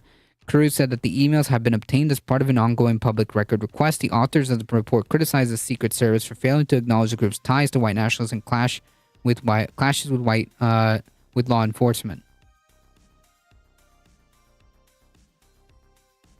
Referring to the open source research detailed in one email, Crew authors noted there was plenty of other publicly available information about Rhodes and the Oath Keepers at the time they should have raised easily raised an alarm. They admitted the emails offer only a snapshot between the communications between the Oath Keepers and Secret Service, but suggested further disclosures could be on the horizon. I mean, like, this is pretty to me this is pretty unshocking. I don't know if I trust Newsweek. Well, Newsweek, you have to understand that every single news outlet has a bias, right? Like, we understand that. The merit of this story is that there are deeper ties to these extremist groups that are tied not only just to law enforcement and even military, but even potentially up to Secret Service. And that, frankly, is not surprising, given the history and modus operandi of how this particular group works. This particular domestic terrorist group works. So, yeah, I mean, obviously we have to understand that every single news article that you read is going to be skewed or biased or, however you want to describe it.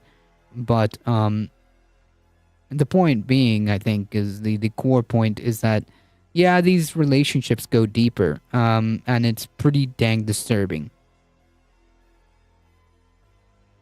Does that make sense?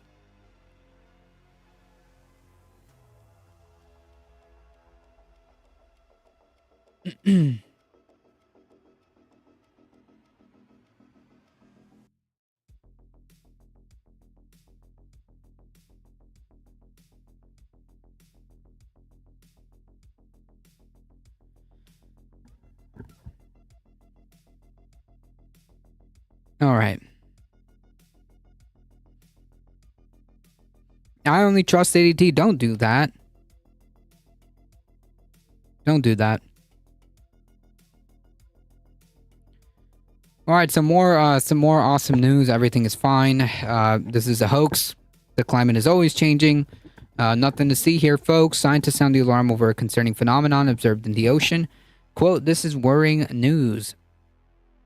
Scientists are worried that recent extreme ocean warning is a sign we haven't kept up with how quickly the planet is changing." It always is the same with these articles, right? It's always the same. It's or rather with these new findings. that get reported on. It's always, oh shoot, we actually. The issue isn't that the things are bad. The issue is that they're a lot worse than we thought they were. Yikes. Is usually the end result of all these studies or researches or new publications or whatever. Yikes. Okay. Countries have reported some of the warmest temperatures in recorded history, and the same can be said for waters from North Atlantic to Antarctica. Well, to me, it would make sense that Secret Service would have some communication with them to know what they're doing and what's going on, in order to assess risk when traveling to protect, keep your friends close, but enemies closer. I mean, yeah. Yes and no. Yes and no. I mean, there's no doubt that I don't know if the Secret Service is involved in that, but I know that the FBI infiltrates groups. But I don't know to what extent the Secret Service does that for that purpose. That may be the case. But it's also known that these groups tried to recruit from all walks of law enforcement and military and whatnot. Yeah. The oceanic heat is hitting both sides of North America. Waters off the coast of Florida and western coasts of the US and Canada are alarmingly warm, like hot tub warm. Like literally hot tub temperatures. The western Mediterranean off the coast of southern Spain and North Africa is also warmer than average. Same can be said for the Baltic Sea and the water around New Zealand and Australia. A recent report showed that the numbers of these heat waves in ocean waters doubled between 1982 and 2016. Noted the BBC, and the heat waves have also worsened considerably. This is worrying news for the planet, said Christopher Hewitt, Director of Climate Services for the WMO. Marine heat waves can negatively affect ocean life, the fishing industry, and weather patterns. These heat waves can cause fish to die on large scales and coral reefs to undergo bleaching. The warmer water also changes the behavior and pattern of marine life, making it harder for fishermen to locate and catch enough to sustain their livelihood. Alaska was forced to cancel the snow crab harvest in 2022 because billions of crabs that historically called the Burlington home had all but disappeared. If that doesn't ring any alarm bells, like Jesus Christ. Yeah, this is very bad. This is very, very, very bad. Like, if your ocean temperatures are literally hot tub temperatures, something is really freaking wrong. If you go to your ocean, to your local ocean, and your local ocean is the temperature of a hot tub, yeah, something's really, really, really wrong. This is not normal at all. In fact, it's, to our recollection, has not happened. Okay, it's bad. I wonder how this affects tropical storms. Generally, it's two things. Generally, the tropical storms, or maybe three things. Generally, the tropical storms will be stronger.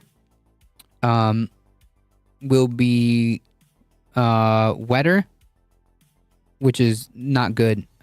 Not good. That's really one of the main sources of damage, is like a lot of rain. So not only will they be stronger, but they'll bring more rain and water, and they'll be able to sustain themselves over land longer. That's usually like the three things you don't want. Yeah, I mean, if you look at the Atlantic right now, it's lit up like the 4th of July right now. There's like, what, 4 or 5 storms just trolling around. And there's one more about to form that could potentially take an aim at Florida. That could potentially take aim at the west coast of Florida. So, yeah, I mean, I don't know. It's bad. I don't know what else to tell you. It's bad. Even more concerning effect of these marine heat waves is the threat they pose to the AMOC, which is basically a giant conveyor belt, a global conveyor belt of ocean water. Water in the AMOC travels from the tropics to the North Atlantic, where it cools and becomes saltier, then sinks deep into the ocean before traveling back south and repeating the process. AMOC is crucial in regulating global weather patterns, including the jet stream. If the water in the North Atlantic becomes too warm, AMOC could slow down or even stop, resulting in extreme changes to weathers around the world. Scientists say this could happen sometime between 2025 to 2095. I believe it'll increase both the rate and occurrence and intensity. Yeah, it seems like they upped their expected storm count. So yeah, I mean, even if like the issue, like even if it doesn't increase like the number of storms, even if it doesn't increase the number of storms, the fact that every time the storms do happen, they're going to be bigger, stronger, wetter, and will last longer on land. I mean, that's enough for me. that's enough for me. One right now, but yes, more destruction. 3 more with high chance of developing over the weekend. So far, Franklin's the only one heading for land, but it's still a bit far away. Yeah, so yeah, I mean, last week there was like a bunch of storms out there. That were just like trolling around. So I don't know how many of them turned into like named storms. But yeah, point being is that it's not good. Not good. Not good. Not great. Not great. Franklin?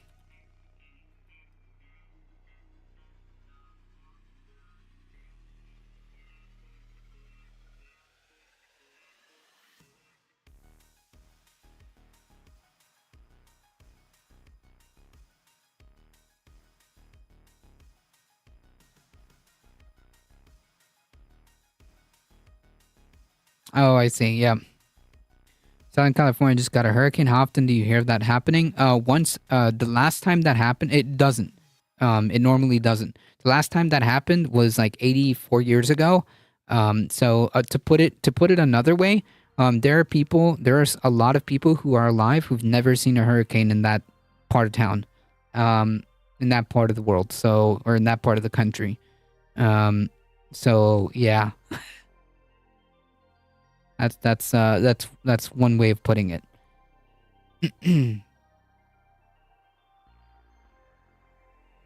A group of scientists from around the world is working to better understand marine heat waves, what causes them, their effect on climate, their effect on the environment around them. While there's still a long way to go, a team in Australia was able to predict the marine heat wave that was several months out. So, yay, we're getting better at predicting these things. It's important, but yeah, we should probably do something about this, huh? I'm just saying. Alright, so just as a brief update on what's happening here. In Georgia, judge sets October 23 date for Trump and co-defendant Chesebro. A Georgia judge on Thursday signed off on a quick turnaround to start the trial on Kenneth Chesebro, one of 18 defendants charged alongside with President Trump in connection with the alleged effort to overturn the 2020 election result. The ruling, scheduling an October 23 start to Chesebro's trial, came after Trump's newly appointed attorney said that he would move to sever the former president's case from Chesebro or any defendant who sought an expedited timeline. Earlier Thursday, Fannie Willis, the district attorney in Fulton County, asked Judge McAfee to set October 23rd as a trial date for all defendants. Her office request came as Chesebro's demand to a speedy trial, which under Georgia law gave Willis office until the end of October to begin the case. Willis previously proposed the trial should start for all 19 defendants on March 4th. McAfee approved the October 23rd date for Chesebro only, specifying that the accelerated timeline for the trial and pre-trial proceeding does not apply to any co-defendant. So I wonder, like, I think that the interesting part about this is that it might give us a bellwether as to how the other cases are going to go. So we might get a little sneak peek. At least it might give us an idea of how other cases are going to go, because Chesebro's case is going to start in 2 months. So I don't know if you heard about this, but this is a wild story. If you want to look, if you have extra time, we'll shoot it over by Whispers. Shoot it over on Whispers. The October 23 date was sure to elicit pushback from more defendants, given the complexity of the case and the mountain of evidence that the defense team are entitled to review before any trial begins. In each of the 3 other cases in which Trump faces charges, his attorneys have asked trials to be delayed beyond the presidential election next November. It's unclear when McAfee might decide on a trial date for the remaining defendants. So that's basically like the important chess bro. That's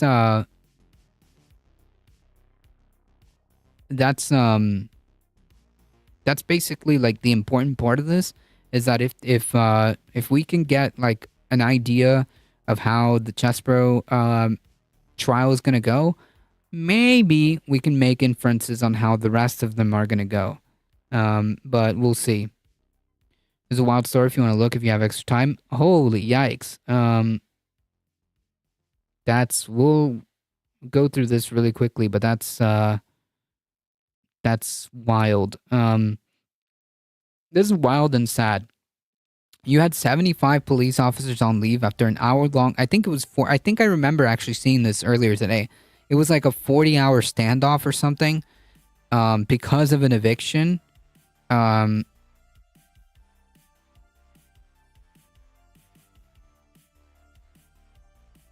did I get this wrong? I don't know.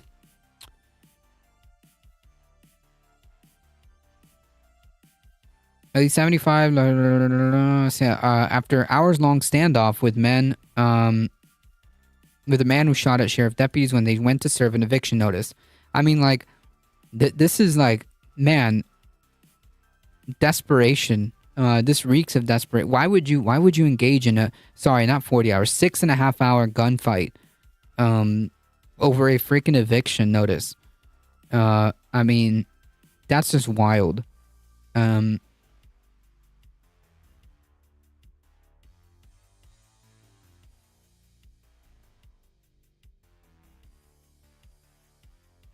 It's unclear how many bullets were fired. Whew. Yeah, this is really bad.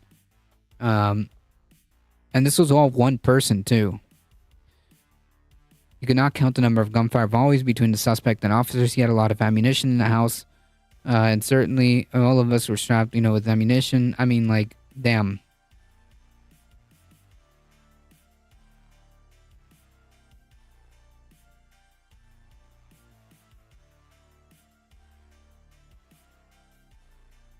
For some reason, I read like 40-hour standoff, but maybe I'm thinking about something else.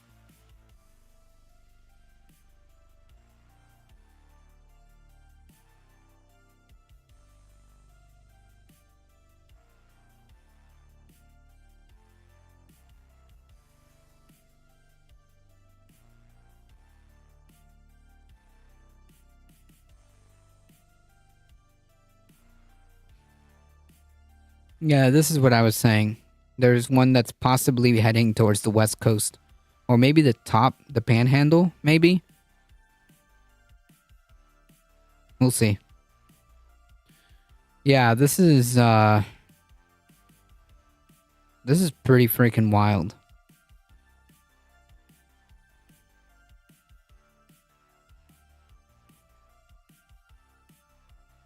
This is all over, an eviction notice.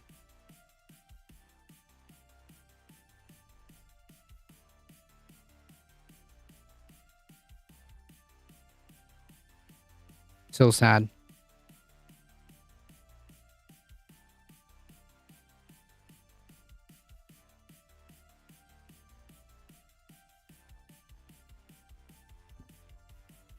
All right, folks. We'll do a little bit of comic relief. I think it's important. Meet your next Whoa. pillow. I don't need another pillow, bro. I'm good.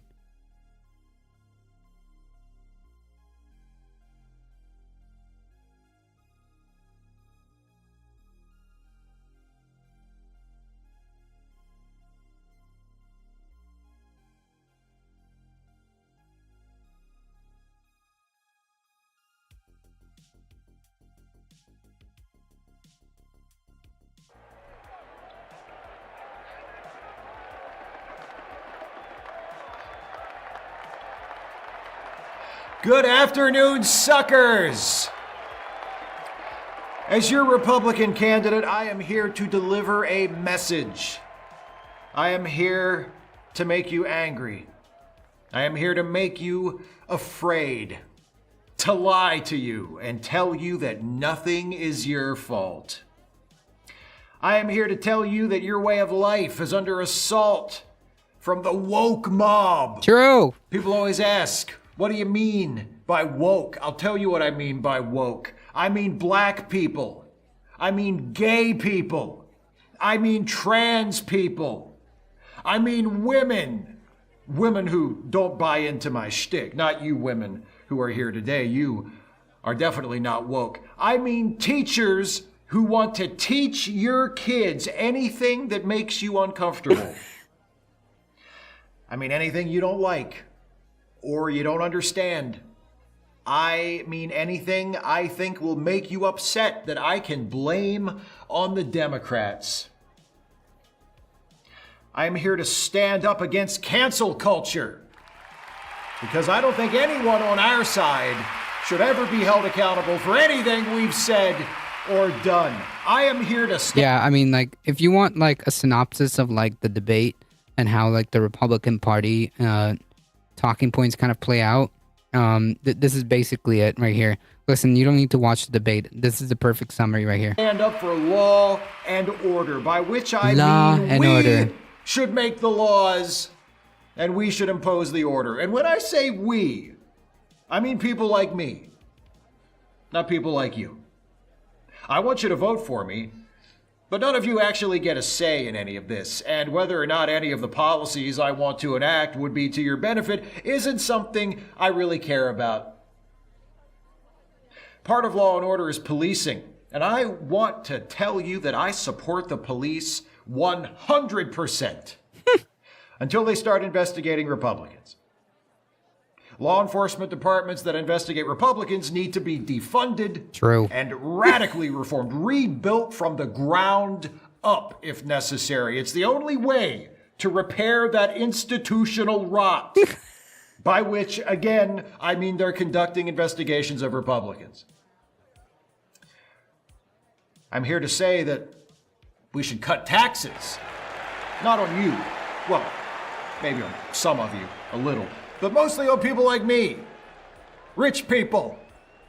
But I don't just want to cut taxes. I want to slash regulations. Not to make your lives any better, but to make it easier for people like me to do business however we want. That's why it's so important to me and my fellow Republicans to get rid of things like workplace safety requirements and environmental regulations and child labor laws and the minimum wage, so we can finally focus on the only thing that really matters to any of us, which is making as much money off of your labor as we possibly True. can. I'm here to say that healthcare should be treated like any other commodity. And if you can't afford to pay for it, you can just die. I really don't care. I don't believe healthcare is a human right. I don't believe abortion is a human right, but not because I care about babies. I just don't believe women deserve human rights anyway. And that actually includes trans women, which is the only form of trans equality I support. I'm here to tell you Damn, that... true. True. I wanted to watch what you think of the future president of Argentine nation, Javier. He wants to dollarize the economy of our country. Is it good? No idea. I don't know who that is. Unfortunately, I have no idea who that is. I had to take my dog out. What are we watching? The president, the debate. Okay. No, this is a satirization of the modern Republican Party, but like honestly, it's just how they are. And it honestly reminds me of like how the debate went. So, based on the clips that I saw, this is basically how the debate went. There you go. I know climate change is real and caused by human activities, but I don't care. And it doesn't make any difference because as long as I'm in office, I will fight hard every day to ensure we do absolutely nothing about it. Why? Because responding to climate change costs money. And I'd rather keep the money myself, because if I'm rich enough, climate change won't affect me like it will you. I'm here to tell you that I support our military. I will always fight for a bigger budget for our armed forces, and I will always fight to distribute as much of that budget as I can to private defense contractors, and as little of that budget as possible into anything that could possibly benefit the actual troops. I don't care about the troops, or their pay, or their equipment, or their physical and mental well-being. I'm glad they're there, because they provide me with the easiest, most surefire applause line there is. God bless the brave men and women who defend our country.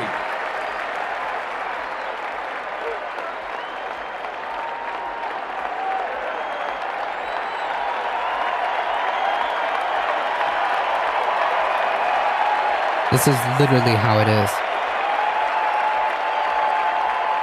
See what I'm talking about? I can get you dipshit marks to go along with anything I say as long as I can tie it in with the troops somehow. God bless the troops. True. I'm here to talk about the importance of faith and family, even though those things mean nothing whatsoever to me personally. When I refer to religion, I do so because I know it's another soft spot for you superstitious saps.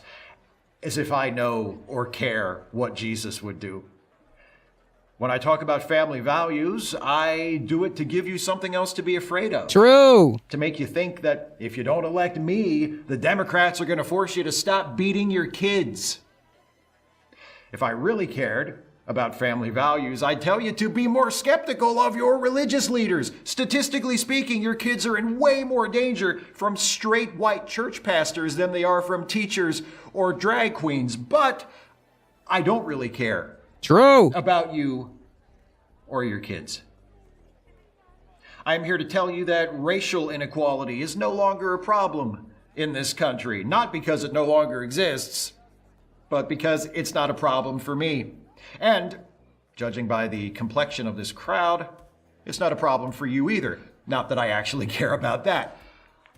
I am here to say that racists, white supremacists, neo-Nazis, and all such extremists have no place in the Republican Party, even though that's not true. They're all welcome in the Republican Party as long as they know not to say the N-word when they're being recorded. And I promise... True. I love how, like, a lot of, like, Republican, like, supposed, like, the more, like, moderate Republicans, like, oh, well, that has no place in the Republican Party. Huh. Well, then who's in your staff and who's in the upper echelons of the Republican Party? Hey, here's a question. Who had dinner with the former president? The leader of the Republican Party right now, who's running away with the nomination by double digits, by, like, 30%. Who had dinner with that former president? Huh. That's interesting.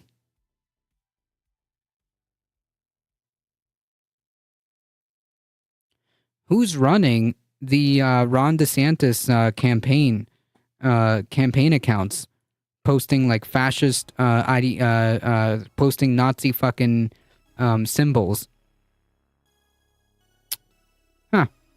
Hey, who's parading with swastikas in Orlando? Parading for Ron DeSantis. Oh, yeah.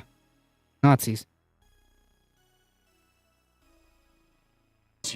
I will denounce and disavow any of the white nationalist organizations to which I have ties only when I feel that doing so is a political necessity. True. You have my word on that, even though my word is worth absolutely nothing.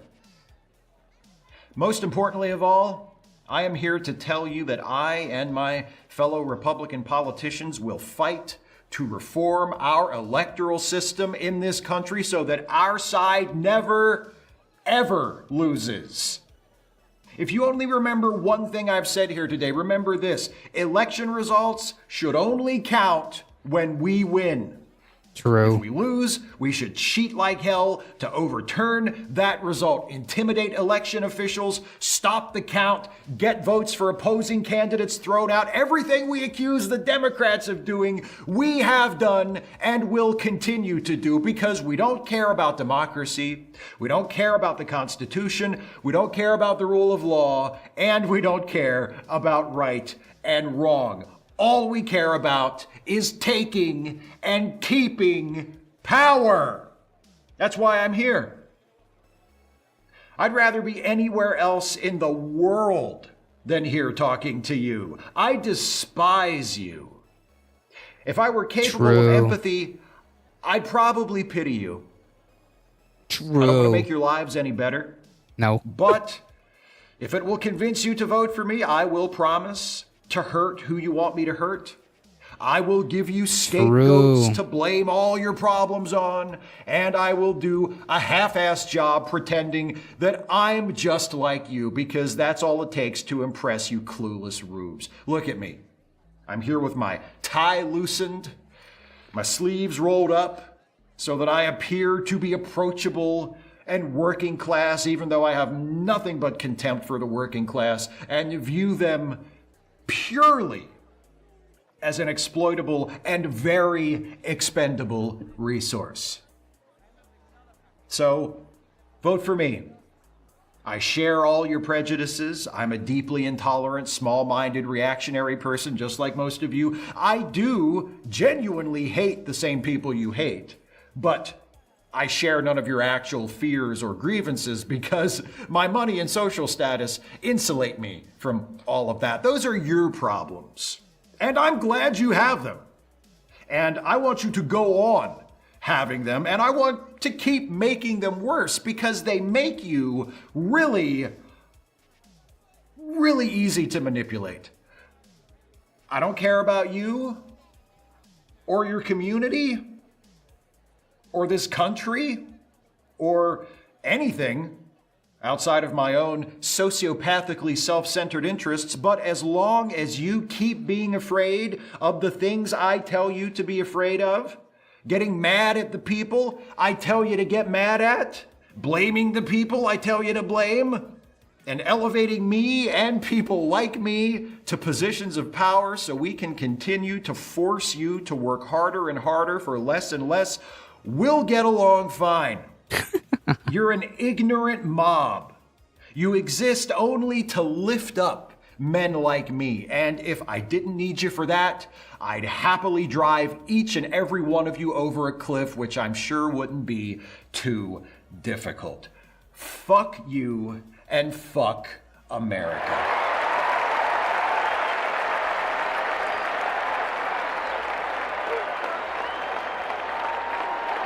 Walter, how's it going? This guy sounds great. How do I vote for him? Oh, man. Vivek Park 2. Yeah, right? Does that not sound like Vivek Ramaswamy's freaking platform?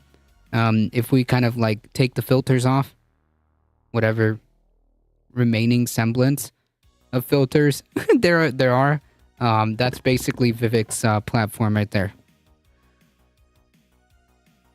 All right, former President Trump has replaced his top lawyer ahead of the surrender on Thursday evening, which is happening in 9 minutes, and replacing Drew Finley with Stephen Sadow, a Atlanta-based attorney whose website profile described him as special counsel for white-collar and high-profile defense. Trump is adding an attorney who has previously challenged the state's broad RICO law, under which Trump and his 18 co-defendants have been charged. Sadow filed paperwork Thursday morning to formally represent the former president in the case. Sadow called him the best criminal defense attorney in Georgia. Trump's other Georgia attorney, Jennifer Little, is expected to stay on the legal team and work with Sadow. Yeah, provided that he pays them. Exactly. Remember, Trump lost the 2020 election and Tucker got fired, but still treats Trump well. And Tucker texts, he says he despises Trump. Yeah, I mean, it's the same concept, right? Like, he doesn't care about anything but himself and whatever. Yeah, I hope he asked for the money up front. Trump is well known for paying his bills, right?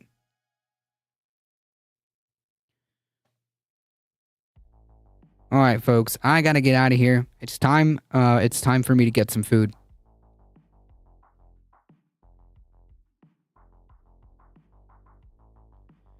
Folks, if you enjoy the content, don't forget to hit the follow button. It really does help us out.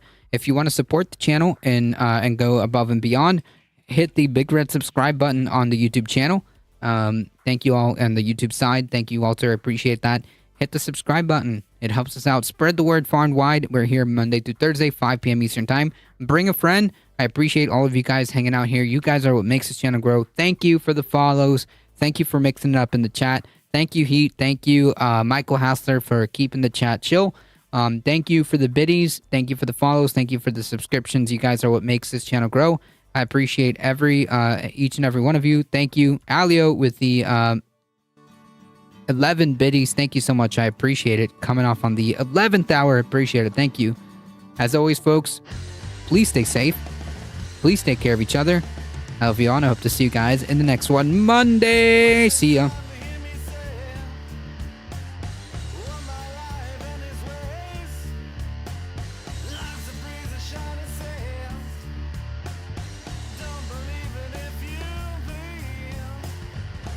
All right, folks, we're going to go to left flank vets. The Trump surrender is about to happen. So perfect timing. Stay tuned. We're heading out in 5, 4, 3, 2, 1. Let's go. If you're interested in paying attention to what happens on the Trump arrest, here it goes. See ya.